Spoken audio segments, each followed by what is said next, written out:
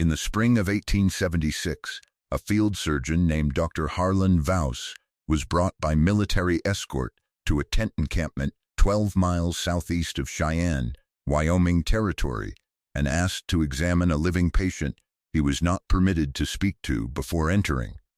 He carried his standard surgical bag, forceps, a bone saw, 2 scalpels, a coil of suture thread, and a bottle of chloroform. He had been practicing medicine for 19 years, had served as a Union field surgeon at Chancellorsville and Cold Harbor, and had treated more traumatic injuries than most physicians would see in 3 lifetimes. Nothing in those 19 years had prepared him for what was lying on the examination table inside that tent. The patient's feet extended 14 inches past the end of the table. The table was Army standard, 6 feet 2 inches in length. Dr. Vause performed his examination, completed his measurements, wrote his clinical notes in full, and returned to Cheyenne the same evening. 3 days later, 2 men he had never seen before came to his office and took every document he had produced in connection with that examination. They left him a receipt. That receipt, written on U.S. Army Quartermaster stationery, is the only official record that the examination ever occurred. It lists the removed items as clinical materials pertaining to a classified field observation. It does not describe the patient. It does not give a name. It is signed by a rank designation and a last initial only. Dr. Harlan Vause kept a copy of that receipt folded into the back cover of his personal medical journal for the remaining 27 years of his life. That journal is in the collection of the Wyoming State Archives in Cheyenne. It has been there since 1931, when Vause's granddaughter donated it following the death of his last surviving child. It is catalogued under Physician Personal Papers, 1857-1903, reference number WY Med 1931-04. The journal runs to 212 pages. Pages 144 through 151, the entries covering the 6 days surrounding the examination in May of 1876, are the only pages in the journal that have been cut, not torn. Cut with a sharp instrument, flush with the binding. 8 pages, gone before the donation or after it, the archive cannot say.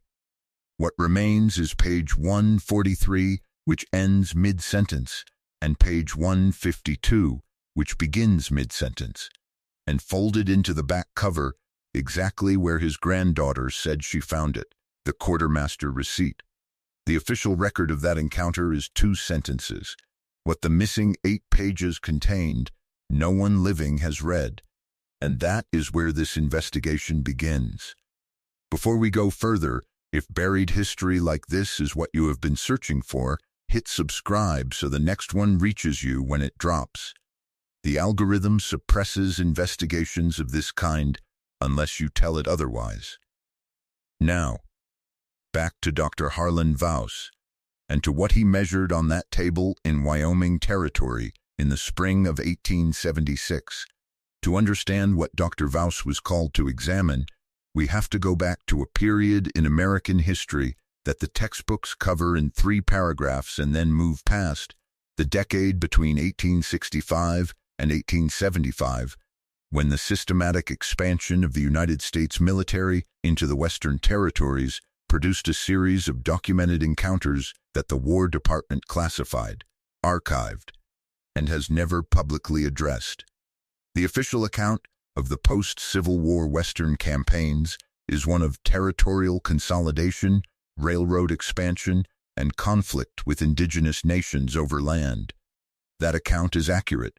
What it does not include is the separate category of field reports, distinct from combat reports, distinct from cartographic surveys, distinct from supply and logistics correspondence, that the Army's Adjutant General's Office filed beginning in 1867 under a classification heading that does not appear in any publicly available index of that office's records. Those reports were referenced by number, not by content. They were logged as received and forwarded. Where they were forwarded to has not been established by any researcher who has attempted to trace them. The man who coordinated the military escort that brought Dr. Vaz to the Cheyenne encampment in May of 1876 was a colonel named George Prentice Hartwell, a career Army officer who had served in the Western Territories since 1868 and whose official correspondence, filed in Record Group 393 at the National Archives in Washington, contains a reference to the Vaz examination in a letter dated May 19, 1876, addressed to the Adjutant General's office. The letter describes the engagement of a civilian medical officer for purposes of field examination and requests reimbursement for transport costs.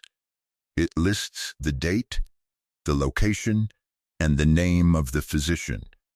It does not describe what the physician examined. The reimbursement request was approved.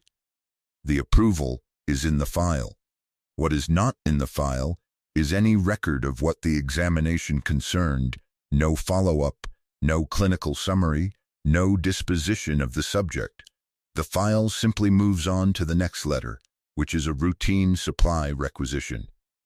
In a record group that covers the full correspondence of military operations across an entire Western district, one examination of one patient produces one cost request, one approval, and complete silence. That silence has a shape to it.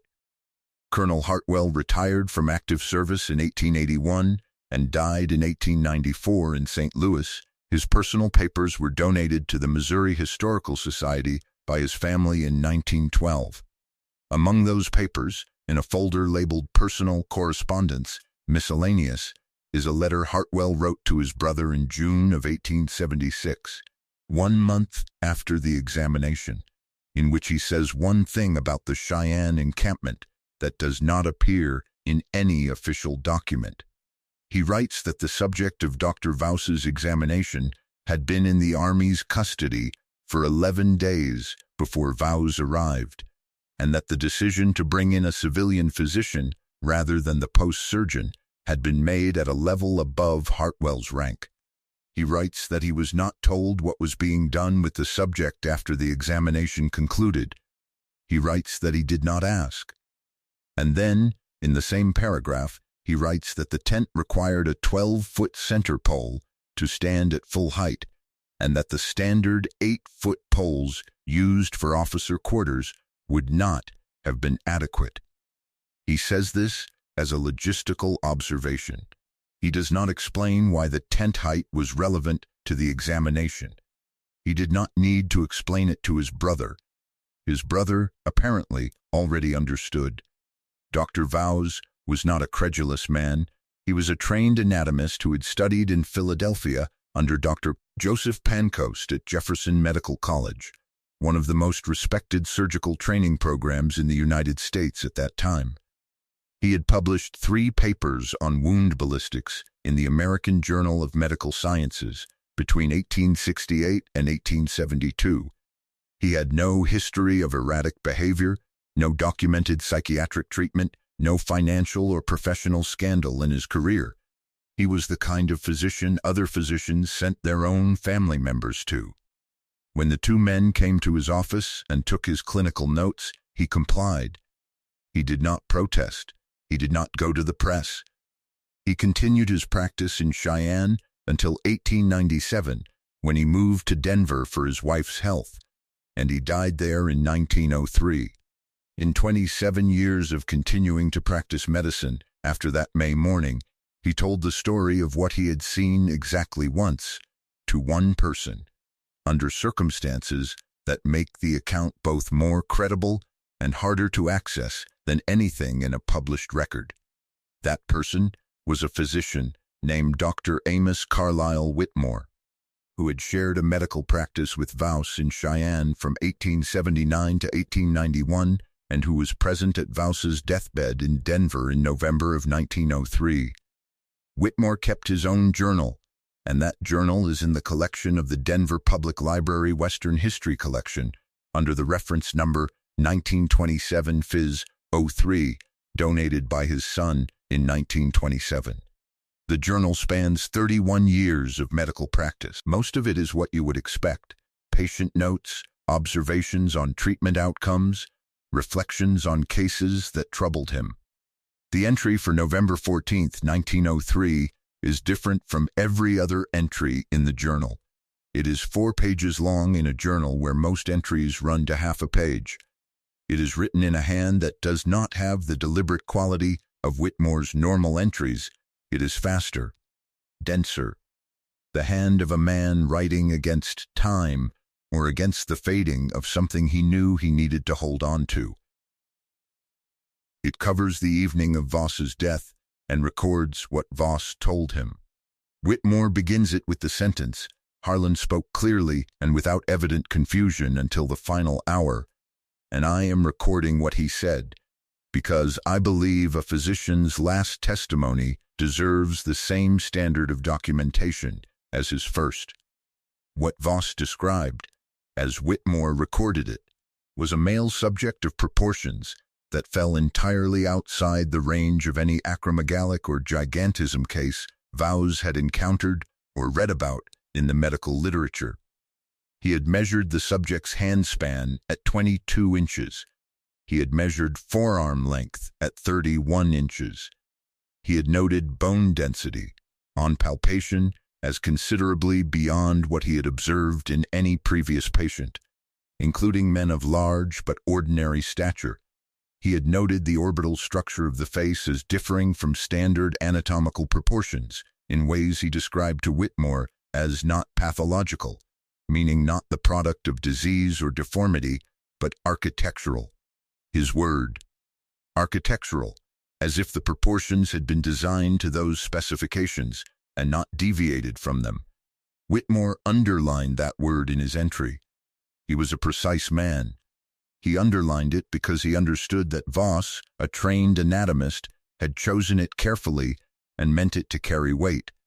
But here is what makes Whitmore's account different from every other deathbed testimony in this category. Voss told him that the subject had been conscious during the examination, not sedated, not restrained, conscious and cooperative, and that at one point during the measurement of the upper arm, a procedure that would have required Voss to position himself close to the subject's face, the subject had looked at him and had spoken. Voss did not record in Whitmore's account what was said, or in what language, or whether it was language as Voss understood the term. He recorded only that the sound had been deliberate and directed at him specifically, and that he had not responded to it, and that he had completed his measurements and left the tent as quickly as the professional dignity of the examination allowed. That is the detail he had kept for 27 years and had told no one. Not because he was frightened of being disbelieved, he told Whitmore that, because he was frightened of what believing it would require him to conclude. There is a growing body of independent research suggesting that the skeletal and physiological record of North America in the period before European contact contains anomalies that mainstream anthropology has consistently declined to engage with on evidentiary terms. Between 1865 and 1890, accounts of skeletal remains of extraordinary size appeared in the documentation of the Smithsonian Institution's Bureau of Ethnology, in state geological surveys, in newspaper accounts, and in the correspondence of Army officers in the Western Territories. The Smithsonian's own annual reports for 1872, 1876, and 1881 reference the receipt of anomalous skeletal material from field agents in the territories. The disposition of that material, where it went, what examination it received, what conclusions, if any, were drawn, is not addressed in any subsequent Smithsonian publication. Scioto County, Ohio, 1872.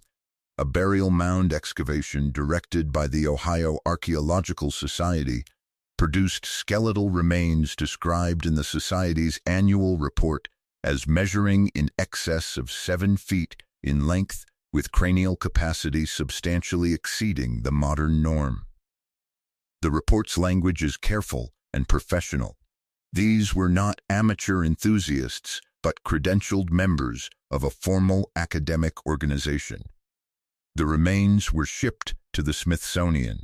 No published Smithsonian report from any subsequent year acknowledges receiving them, describes them, or notes their final disposition. They are not in any publicly accessible Smithsonian collection. Brown County, Indiana, 1879, a farm excavation uncovered a stone-lined burial chamber containing 3 sets of remains, described by the county surveyor, who documented the site as the largest human bones he had encountered in 30 years of surveying work. He noted the femur lengths specifically, each in excess of 30 inches. A 30-inch femur corresponds, by standard anatomical proportion, to a standing height of approximately 9 feet. The county surveyor was not speculating about meaning. He was recording measurements. His report exists in the Indiana State Board of Agriculture records in Indianapolis. The remains were transferred to an unnamed federal representative within 6 weeks of the filing. No federal record of that transfer has been located.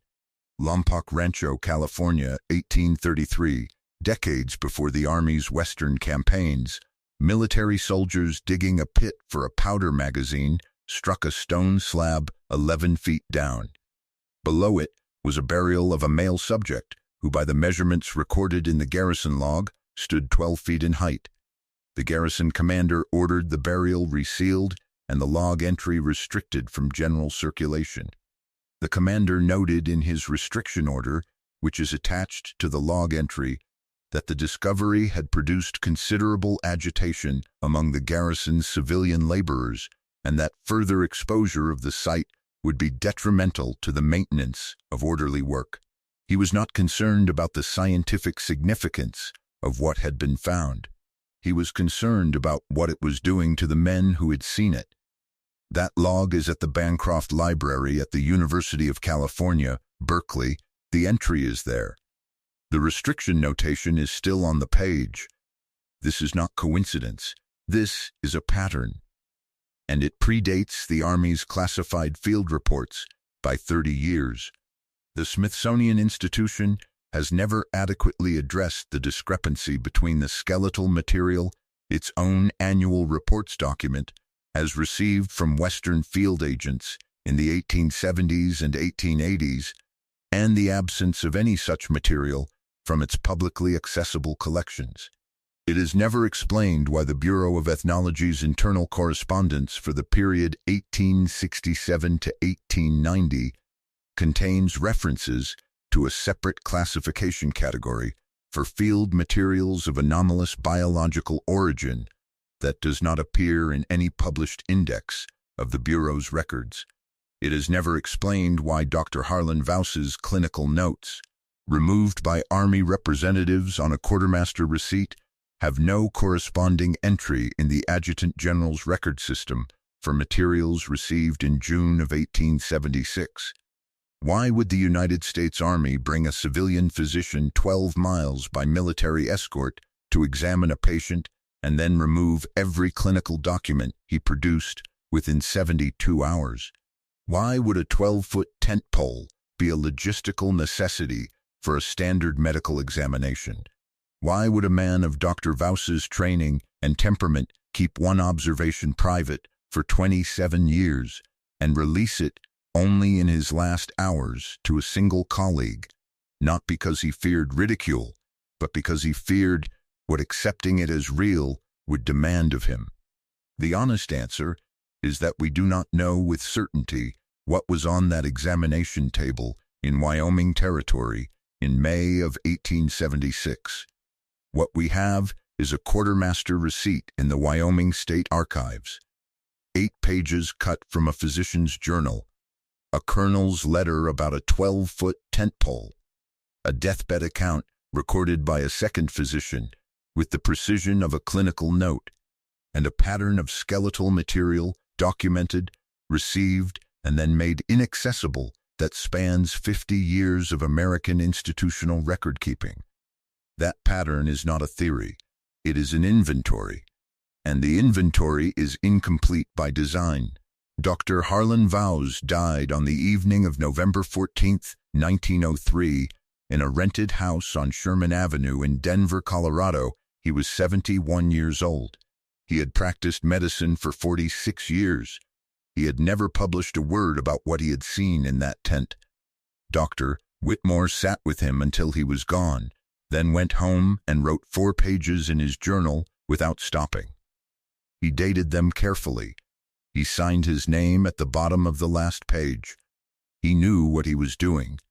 He was making a record because he understood, as any physician who has taken a careful account from a dying patient understands, that the testimony of the last hour is often the truest testimony there is. A man with nothing left to protect and nothing left to gain has no reason left to choose a version of events over the one he actually lived. The Wyoming State Archives is open to researchers. The Denver Public Library Western History Collection is open to researchers. The National Archives Record Group 393 is open to researchers. The Bancroft Library at Berkeley is open to researchers.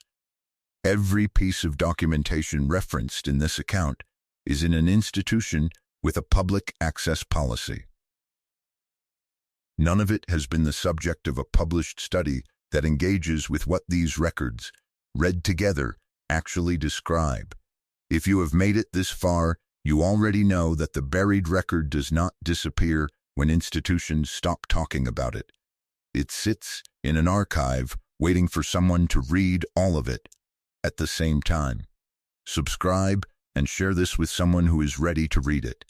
Next week, I am tracing the Adjutant General's Classified Field Report category referenced in the Bureau of Ethnology's internal correspondence, specifically the 6 reports filed between 1871 and 1879 that carry the same designation as the materials removed from Dr. Vowse's office. One of those reports lists a receiving institution that is not the Smithsonian and not the Army.